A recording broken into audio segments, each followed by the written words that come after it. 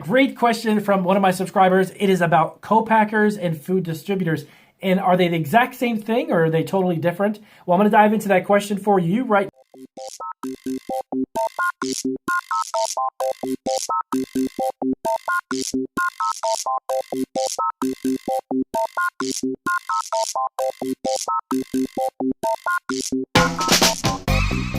Damien from Marketing Food Online, and I'm hopping into one great question actually from a new subscriber that I got, and I'm really excited about answering this because I've actually had this question come up before a few months ago. I didn't get a chance to get a video out, so I'm going to hop into that right now. So the question was, is a co-packer also considered a distributor?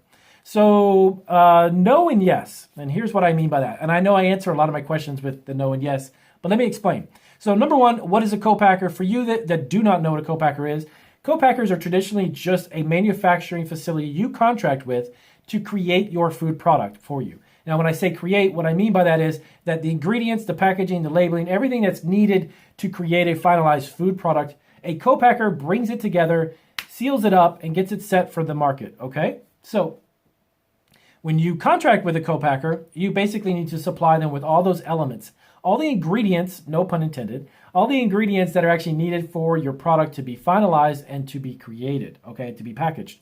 Now, do they do distribution as well? Some do and then some don't. Now, what I mean by that is once a co-packer or private label company actually creates your product, they're going to need to ship it someplace. Now, if you contract with a co-packer and let's say you have a contract with a grocery chain and it's 20 different stores, but that single grocery chain has a food distribution center, the co-packer can simply ship your product, obviously, to that distribution center for you, okay?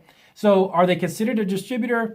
No and yes. I mean, they're not exactly distributing it to everybody, but it depends because some, and I say this because every contract food manufacturer are different in how they will create a contract for you.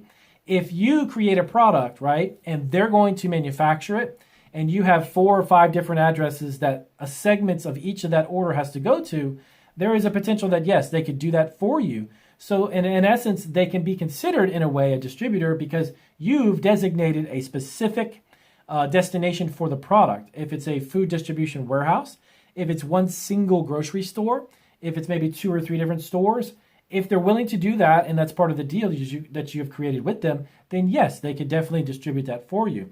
A lot of the people that I've spoken with who have worked with co-packers normally have the product shipped back to them, and they distribute it predominantly online through e-commerce. Now, what that means is that, for instance, if I had something made, I would have all the cases of the product shipped back to me.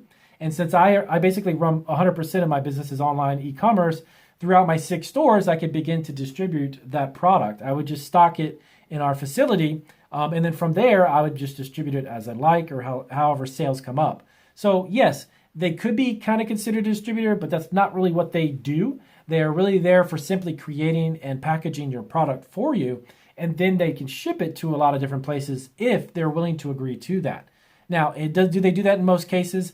Probably not in multiple locations as far as multiple addresses. The food co-packers that I have spoken with over the years simply ship it to one singular address, which would actually work out great if you have a warehouse or a wholesaler or distributor doing all the distribution. You can ship all of the product directly to them and you're done, okay? So it makes it a lot simpler and easier process for you to take an endeavor into doing. So yes, I hope that clarifies it. Co-packers are not exactly distributors. They're really just there to create the product to your specifications. And of course, whatever functionality or ability they have, they can create the product for you. So to answer your question, I hope that does. If you have any more questions about that, let me know down below. As always, I'll hop on all those questions and get them answered as soon as I can. I'll see you on the next video.